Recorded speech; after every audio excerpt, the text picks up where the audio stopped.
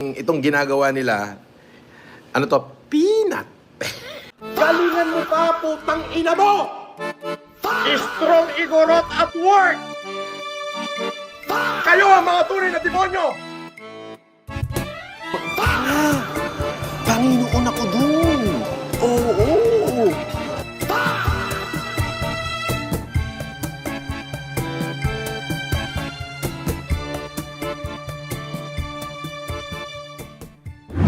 Biruin po mga kapatid, no? 3 taong kong hinahanap yung food genius na yan.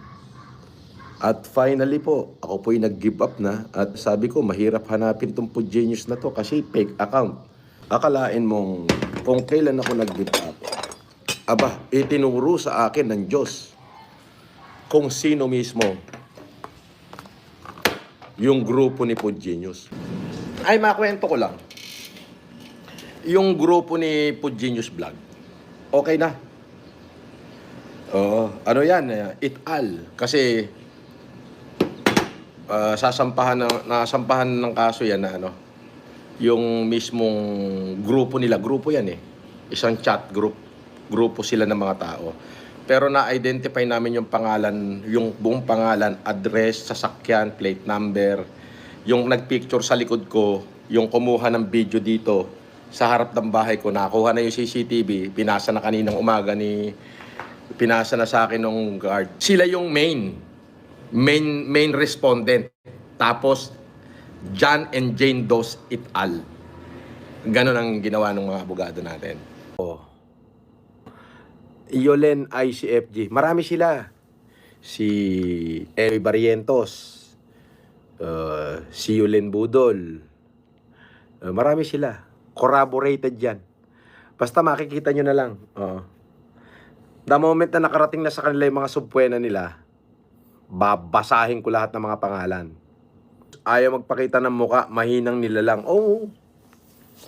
Ano yun? Marami silang grupo. 2 yata, 3 bading doon. Oo. Tapos may taga-abroad. Yung isang taga-abroad, si Mighty Buraot, pati pangalan niya, tunay niya apelyido, middle initial pa. Kasali siya doon sa John and Jane Doe. Ano ka ba? Siya yung shoot sa balde. Unang-una sila yung nauna eh.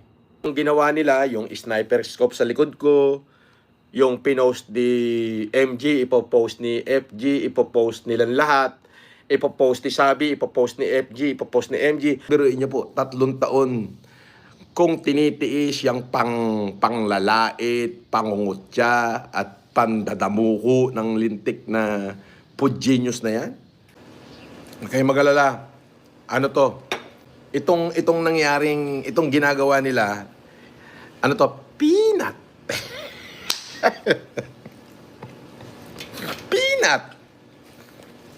Kung yung NBI, DOJ, matitinding mga pangalan ng tao, pinipilit akong durugin nung pandemic.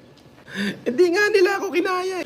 Ito pa kayang grupo ni Pod Kamote na malapit ng makulong. At saka isang makabaho. Okay, mag-alala. This is peanut. Peanut. Oh, peanut ho. Ito, peanut. Kaya naman ako'y nangangako, kung ano man ito nangyayari sa paligid natin, it is a chicken shit. Kumbaga, piece of cake. Peanut. Peanut. Many months later. The harassment, threats, humiliation, and stalking inflicted upon me have caused severe emotional distress, anxiety, reputational damage, and fear for my life.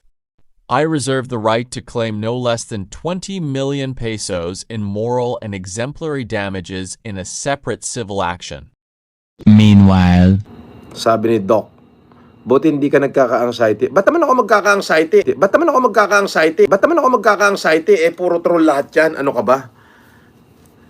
Eh, kung noon yung pandemic, kalaban ko, baka talagang, bureau, DOJ, Hindi nga ako nagka-anxiety dun eh. Hindi nga ako nagka-anxiety dun eh. Hindi nga ako nagka-anxiety dun eh. Tapos dito pa ako magkaka-anxiety. Tapos dito pa ako magkaka-anxiety. Tapos dito pa ako magkaka-anxiety. Ano ka ba? Nagtulong-tulong na mga kupal. Hindi nyo ako mai-stress sa ganyan, ako po. Hindi nyo ako mai-stress sa ganyan, ako po. Hindi nyo ako mai-stress sa ganyan, ako po. Salo ha.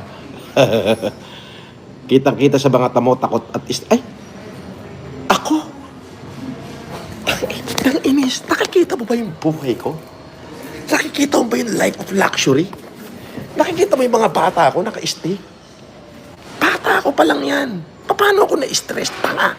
Paano ako na-stress? Tanga. Paano ako na-stress? Tanga. May mai-stress man sa damakmak ang pera. Oh, meron ba nai-stress sa damakmak ang pera? Ito, panay papalipad nyo. Oh. Flashback. Pero yung kaso ko na ikinaso sa inyo, mahihirapan kayo doon. Yung kaso nila sa akin, dismissible yun. Pero yung kinaso ko sa kanila, mahihirapan sila ron. Oh, yan yun. Oo. Pero sila pag nawaran, yun. Walang aregluhan yun. Talagang ihohoyo ko sila. Stress na nga sila eh. Ginagawa na nila lahat. O, di ba? Tsaka wala sila prima facie evidence. Tsaka wala sila prima facie evidence. Tsaka wala sila prima facie evidence. Tagpi-tagping kwento lang yung gagawin nila dyan. Kaya malakas ng loob ko. Eventually. After a thorough and exhaustive evaluation of the evidence on record, it appears that there is no prima facie evidence with reasonable certainty of conviction that respondent committed the crimes imputed by the complainant against him. Respondent in NPS docket number blah blah blah, likewise in NPS docket number blah blah blah, and in NPS docket number blah blah blah are hereby dismissed for lack of merit.